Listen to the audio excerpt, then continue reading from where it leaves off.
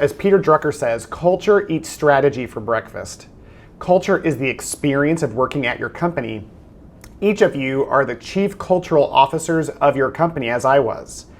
And so that's what is partly difficult about stepping into a position where the company is running itself, is that the key relationships are held by you. Having a strong company purpose or mission statement, it can be interchangeable. In this case, the way that Jay described it, it's an interchangeable comment. But having that written gives the focus away from us as leaders and onto the mission of the company. So that when an employee joins, they're joining an organization that's bigger than themselves or even bigger than the owner. And so yes, having a purpose statement elicits a lot of the heartfelt emotion that physical therapists connect to. And it's this marker that allows people to focus on so that they become a team and not someone who's looking to you to be the chief problem-solving officer of their responsibilities. So we're going to do a 2-minute training on this just so that we can get clear as to really a purpose statement and a mission statement, what the difference is, those things. When you're with Scott Fritz in your yearly training, he does go over a mission statement. He's using it in a very similar way to purpose statement, and there's really, in the way he uses it, it's incredibly interchangeable. So what I'm going to do here is go over to my iPad and describe why company purposes are important and what they are. So let's take, for example, a company that we're all familiar with, Apple. So Apple Computers has a company purpose statement. And again, I'm using purpose and mission statement fairly interchangeably. So when we think about what Apple does, the first thing we think about is the service or product that it creates. And that's the what.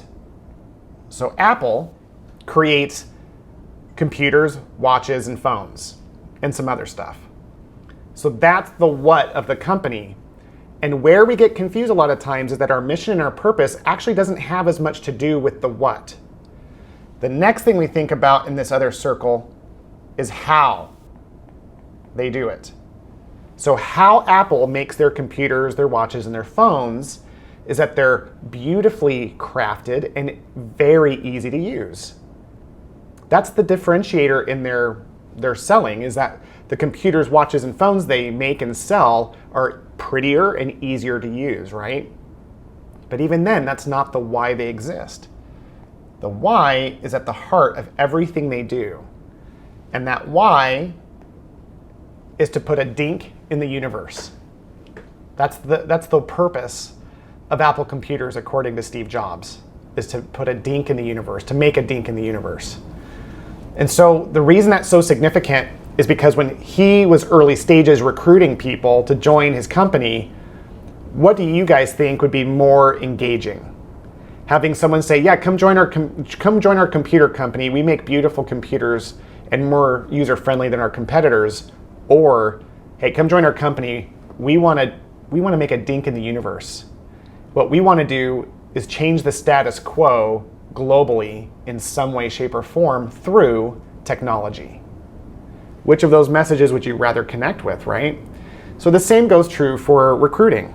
When we develop a purpose statement, and it starts with us as leaders identifying heroes in our world to identify language that we can relate to, and then we can come back and go straight to this thing called defining our company's purpose.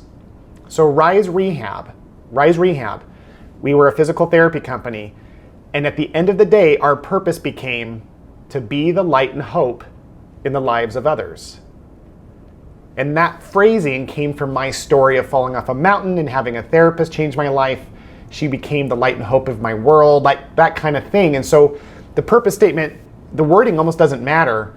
It just needs to be easy to remember and memorable and evoke emotion, at least from the owner. So that's what a purpose statement is and why it's important. And for all of you, as you step into your leadership, I will tell you, there isn't a company that I talk to that's big and significant and successful who doesn't love to talk about this all the time. So what is your purpose? What's your company's purpose? As you're in the meeting today, I want you to scribble down little thoughts about what your company is all about.